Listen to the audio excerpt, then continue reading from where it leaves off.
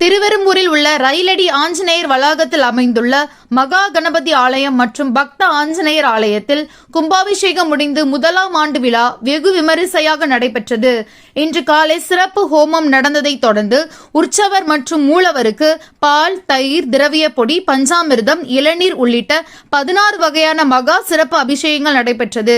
இதனைத் தொடர்ந்து உற்சவர் மற்றும் மூலவருக்கு மகா தீபாராதனை காண்பிக்கப்பட்டது.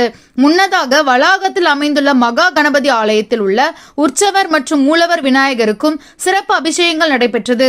இதில் திரளான பக்தர்கள் கலந்து கொண்டு சுவாமி தரிசனம் செய்தனர். மேலும் அபிஷேகம் முடிந்து சிறப்பு மலர்களால் அலங்கரிக்கப்பட்டு பக்தர்களுக்கு காட்சி அளித்தார்.